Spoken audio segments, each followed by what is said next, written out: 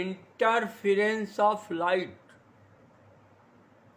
इसमें मैंने Young's experiment बताया और बताया कि स्क्रीन पर ब्लैक एंड वाइट फ्रिंजेस दिखाई पड़ेंगी ऑफ इक्वल विड्थ। अब हम लोग क्या करेंगे, उसी फ्रिंज की विड्थ निकालेंगे। W, width means W। तो यहाँ बोर्ड पर देखिए, calculation of fringe width and determination of wavelength lambda. तो यहाँ पर S एक सोर्स है, लाइट सोर्स, लेकिन कैसा? मोनोक्रोमेटिक सोर्स ऑफ लाइट, जिसमें सिंगल वेवलेंथ हो। हमने पिछले आर्टिकल में बताया था कि मोनोक्रोमेटिक सोर्स ऑफ लाइट में जनरली हम लोग सोडियम लैंप इस्तेमाल करते हैं। तो उसमें दो वेवलेंथ होती है, 5890 और 5896 एंगस्ट्रॉम की, लेकिन नियरली उसको हम लोग मोनोक्रोमेटिक मानते हैं। S1 S2 दो स्लिट्स हैं, ये कोहेरेंट लाइट सोर्स का वर्क करेंगे। What is coherent light source? Two sources for which the phase difference is 0 or phase difference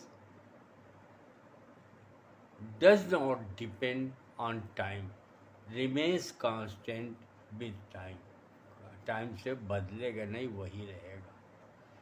S1 S2 और इसके सामने कैपिटल D डिस्टेंस पर एक स्क्रीन का सेंटर O और स्क्रीन पर एक पॉइंट P पर S1 सोर्स से लाइट वेव्स चल करके पाथ होगा S1P और S2 सोर्स से लाइट चल करके पाथ होगा S2P।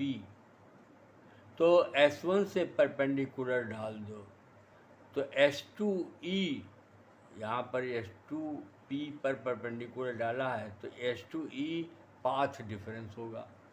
अब देखिए पाथ डिफरेंस क्यों होगा, क्योंकि ये यहाँ C से स्क्रीन का डिस्टेंस कैपिटल D ये ज़्यादा है और S1 S2 यानी जो स्लिट्स हैं उनके बीच का डिस्टेंस कम है। तो ऐसे में हम क्या कर सकते हैं, S1P और EP को नियरली इक्वल मान सकते हैं। जब बेस बहुत कम होता है तो हाई पॉट और परपेंडिकुलर दोनों बराबर हो जाते हैं। S1P हाई पॉट है और EP परपेंडिकुलर है, दोनों बराबर होंगे, नियरली बराबर होंगे। तो ये S2E पाथ डिफरेंस हो ही जाएगा, क्योंकि S2P तब लिख देंगे S2P minus S1P equal to S2E। ये हो गया क्या चीज़, पाथ डिफरेंस। और यहाँ से यहाँ तक कैपिटल D है, S1 S2 के बीच का डिस्टेंस स्मॉल d है, ये मान लिया गया है। अब यहाँ पर देखिए ट्रायंगल S2 S1E में एंगल S2 S1E थीटा है, ये देखो ये एंगल थीटा है। और ट्रायंगल OPC में एंगल OCP भी, ये भी एंगल थीटा है। क्यों? क्योंकि S1 S2 पर परपेंडिकुलर CO है और S1E पर परपेंडिकुलर कौन है, CP।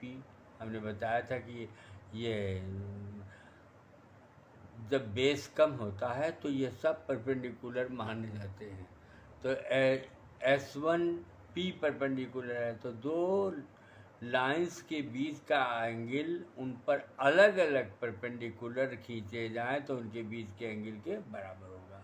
तो थीटा थीटा 90 बराबर, तो थर्ड एंगल भी बराबर होगा।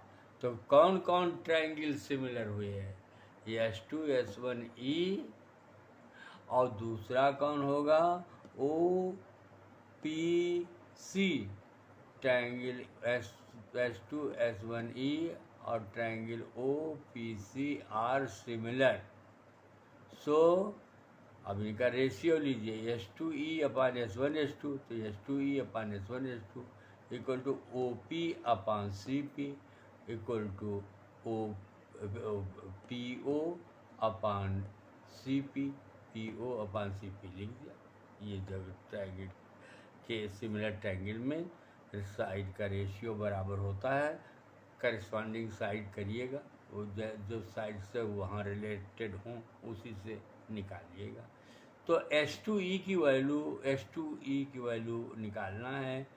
D स्मॉल S1 S2 के बीच का दिया है, बहुत कम होता है, इक्वल टू OP क्या है, XM, mth ऑर्डर की फ्रिंज यहाँ बनेगी, चाहे ब्लैक बने चाहे वाइट बने, लेकिन mth ऑर्डर की फ्रिंज बनेगी।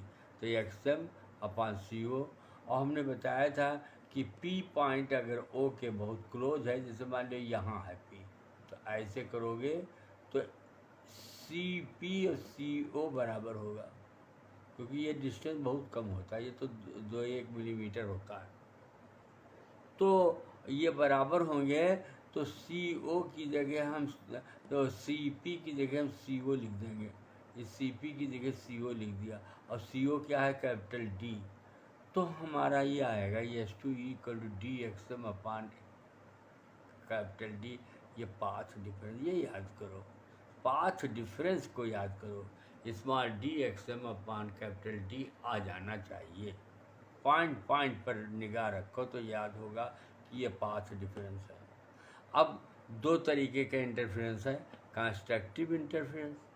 तो कंस्ट्रक्टिव इंटरफेरेंस के लिए जो पाथ डिफरेंस है, ये H2E equal to M lambda बता चुके हैं, और M की वैल्यू 0, 1, 2, 3 है।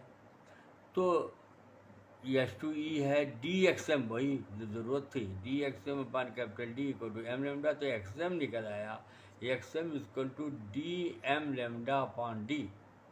यह क्या है, mth वाइट फ्रिंज का डिस्टेंस सेंट्रल फ्रिंज से mth वाइट फ्रिंज का डिस्टेंस। अब आपको यहाँ पर आना पड़ेगा, हम ऐसे बता गए, ये देखिए फिर से बताना पड़ेगा। तो यहाँ तक आप समझे कि H2E सिमिलर ट्रायंगल हुए, तो ये साइड बराबर किया, साइड का रेशियो बराबर किया, तो H2E upon D equal to XM upon CO। और CO जो है वो CO CP के बराबर है, और ये D के बराबर है। जब P पॉइंट C के बहुत क्लोज होता है, तो उस समय CO और CP बराबर होते हैं। कैपिटल D लिख दो इसकी जगह, CO की जगह क्या लिख दो, कैपिटल D। तो H2E निकल आएगा DXM अपान D। इसी की बहुत ज़रूरत रहती है, ये बहुत ज़रूरत रहती है, यही है पाथ डिफरेंस। इसको क्या कहते हैं, पाथ डिफरेंस। अब आइए यहाँ पर आपको पाथ डिफरेंस मिल गया। अब आइए कि दो तरीके के इंटरफेरेंस होते हैं, कंस्ट्रक्टिव और डिस्ट्रक्टिव। तो कंस्ट्रक्टिव इंटरफेरेंस में आइए, ये तो पाथ डिफरेंस अगर M लेमडा है तभी तो कंस्ट्रक्टिव होगा, M की वैल्यू 0, 1, 2, 3 स्वान। तो और H2E कितना हमने बताया था याद करने के लिए, DXM अपान कैपिटल D। तो DXM upon capital D equal to M lambda. तो XM आया DM lambda by D, DM lambda by D। mth fringe का ये भी याद है कि इस पर न्यूमेरिकल होते हैं। अब फ्रिंज विड्थ निकालना है, तो XM+1 में से XM घटा दीजिए। M+1th फ्रिंज में के डिस्टेंस में से mth फ्रिंज का डिस्टेंस अगर सब्ट्रैक्ट करोगे तो फ्रिंज विड्थ आ जाएगी W। तो DM+1 lambda by small d और minus DM lambda upon D। तो ये आपका आएगा W, M कट ही जाएगा, तो D लेमडा बाई D। यह है fringe width D lambda by D। जैसे 1 मीटर हो गया, लेमडा 6000 एंगस्ट्रॉम हो गया, और स्मॉल D 0.2 × 10⁻⁻² मीटर हो गया, तो W निकाल लोगे, फ्रिंज विड्थ निकलेगा। इसके न्यूमेरिकल बहुत आते हैं। कंपेरिजन वाले आते हैं W1/W2 equal to D1/D2 into λ1/λ2 into D2/D1, ठीक है। तो उसमें बता देते हैं कि सिल्टों के बीच का डिस्टेंस दूना कर दिया जाए, आधा कर दिया जाए, तो फ्रिंज की विड्थ कितनी हो जाएगी। ऐसे न्यूमेरिकल आपकी किताब में है जो हम बताएंगे। अब आया डिस्ट्रक्टिव इंटरफेरेंस। देखिए खूब ढंग से पाथ डिफरेंस S2E जब 2m-1, ये ध्यान देना 2m-1 λ/2, m की वैल्यू अब 0 नहीं लिखी जाएगी, 1 2 3 4, m की वैल्यू होगी 1 2 3 4। 1 लिखोगे तो पहली फ्रिंज, 2 लिखोगे दूसरी फ्रिंज, यानी ये ब्लैक फ्रिंज का डिस्टेंस निकालोगे। तो S2E की वैल्यू लिख दो, क्या होता है DXm/D, DXm/D करो 2m-1 λ/2, तो XM आएगा D2m-1/2 D लैम्डा। ये देखिए लैम्डा लिखा हुआ है, ठीक है, ये लैम्डा है। अब विथ निकालो, W इक्वल टू XM+1 में से XM को सब्ट्रैक्ट करो, तो जब XM+1 है तो m की जगह m+1 लिखोगे तो ये आ जाएगा 2m+1, और यहाँ आएगा 2m-1 है ही, तो यहाँ 2 आ जाएगा, 2 नीचे से कैंसिल हो जाएगा, W बराबर फिर आ जाएगा वही क्या D λ/D। फ्रिंज विथ चाहे ब्लैक हो चाहे वाइट हो, दोनों की D λ/D आता है।